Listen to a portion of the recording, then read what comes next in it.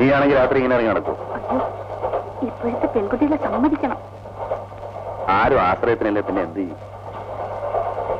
നീ ആ കുട്ടിയോട് ഇങ്ങോട്ടിരിക്കാൻ പറ. ഇവിടെ ഇരിക്കാം. വരൂ. ചിലപ്പോൾ നീങ്ങിട്ട്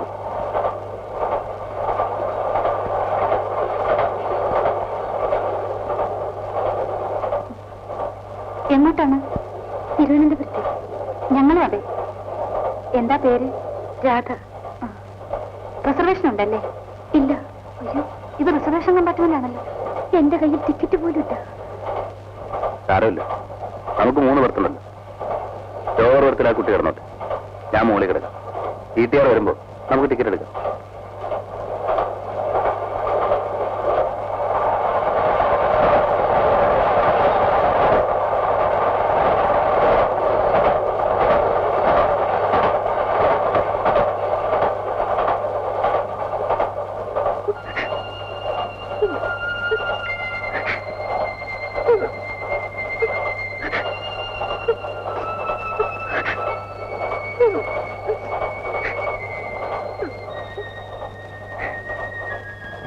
രാധേ, എന്തിനാ രാധ കരയുന്നേ?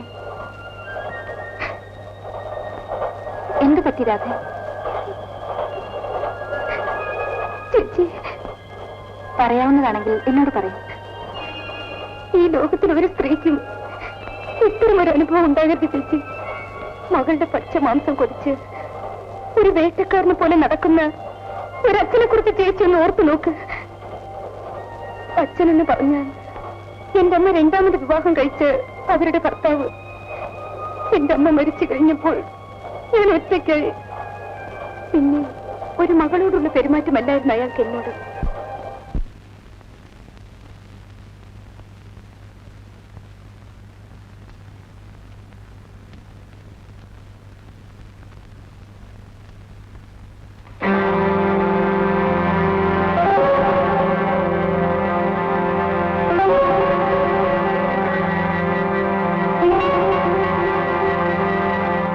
എന്താടി ഇത്ര രജിസ്റ്റർ വായിക്കുന്നത്? വല്ല പ്രേമകഥകളായിരിക്കും അല്ലേ?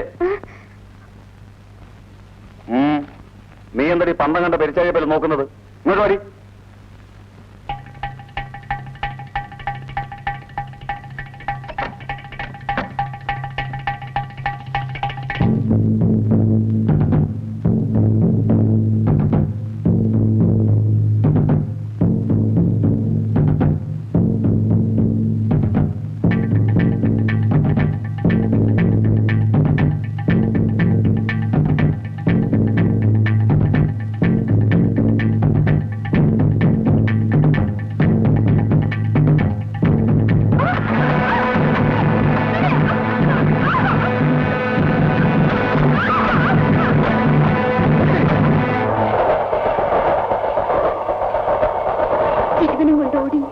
രക്ഷപ്പെട്ടു. അയാൾ എന്റെ പിന്നാലെ കുറെ ദൂരം ഓടിക്കാണും. ഭാഗ്യത്തിന് വണ്ടി കിട്ടി. തിരുവനന്തപുരത്ത് ആരുണ്ടോ? വേണുവേട്ടൻ. അമ്മാവിന്റെ മകനാ. എന്റെ വേണുവേട്ടൻ മാത്രമേ എനിക്കിനി ഒരു ആശ്രയമുള്ളൂ. വേണു തിരുവനന്തപുരത്ത് എവിടെയാ താമസം? അഡ്രസ് അറിയാമോ? വേണുവേട്ടന്റെ അഡ്രസ് എന്റെ കയ്യിലില്ല. എന്ത് ജോലിയാ? Medical representative. ഏതായാലും രാധ സമാധാനം കിടന്നുറങ്ങും. നേരം വെളുക്കട്ടെ, നമുക്ക് അന്വേഷിക്കാം. ഇല്ലാ സമയത്ത്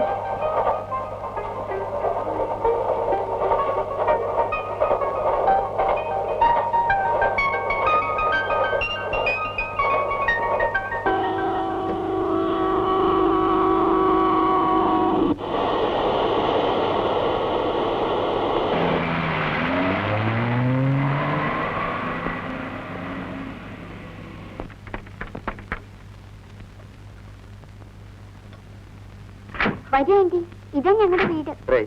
വരൂ രാധ.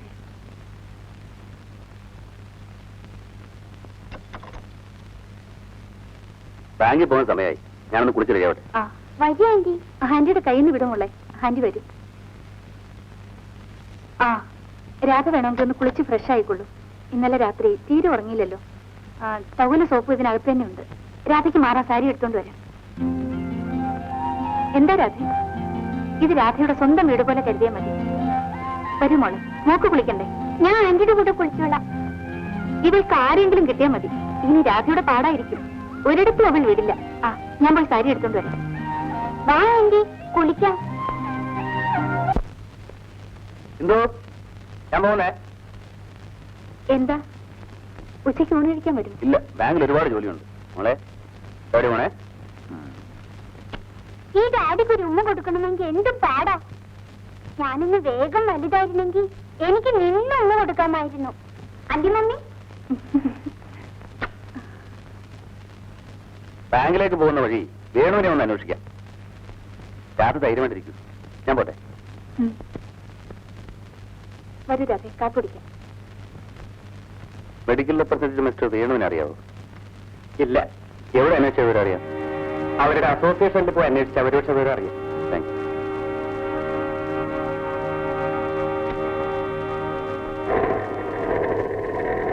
വേണു മദ്രാസിൽ ഒരു കോൺഫറൻസിൽ പോയിരിക്കുകയാണ്. പുള്ളി എവിടെയാണ് താമസിക്കുന്നതെന്ന് അറിയാം. ഫ്രം അഡ്രസ് എനിക്കറിയില്ല. വന്നാൽ ഇവിടെ റിപ്പോർട്ട് ചെയ്യും.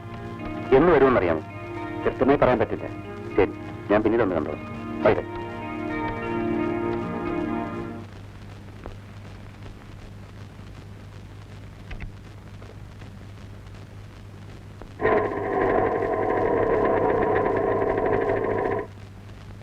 എന്തോ എന്തോ എന്തായി? വേണുവിന്റെ വല്ല വിവരവും കിട്ടി? ഇല്ല. അയ്യോ, രാധ ഇപ്പോഴേ നെർവസാണ്. ഇതുകൂടി കേൾക്കുമ്പോൾ. വേണു മദ്രാസിൽ കോൺഫറൻസിൽ പോയിരിക്കുകയാണെന്നാണ് അവരുടെ അസോസിയേഷൻ അറിയാൻ കഴിഞ്ഞത്.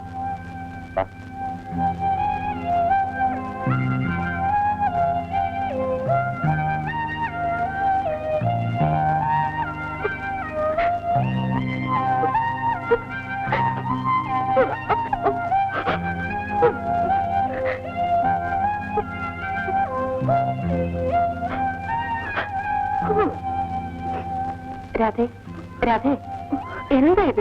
കൊച്ചുകുട്ടികളെ പോലെ. എഴുന്നേൽക്കൂ. നമുക്ക് വേണുവിനെ കണ്ടുപിടിക്കാം. രവിയേട്ടൻ അന്വേഷിക്കുന്നുണ്ട്. വേണുവേട്ടനെ കണ്ടില്ലെങ്കിൽ ഞങ്ങളൊക്കെ എവിടെയില്ലേ? ഞാനൊരു അനാഥയാണ് ചേച്ചി. അങ്ങനെ വിചാരിക്കരുത്. നിനക്ക് എത്രയെങ്കിലും ബന്ധങ്ങൾ ഈ ലോകത്തുണ്ടല്ലോ. എന്റെ കല്യാണം കഴിയുന്നതുവരെ എനിക്കാരുമില്ലായിരുന്നു. അച്ഛനും അമ്മയും ആരും. ഈശ്വരൻ നിന്നെ കൈവിടില്ല. നീ വിഷമിക്കാതിരിക്കൂ.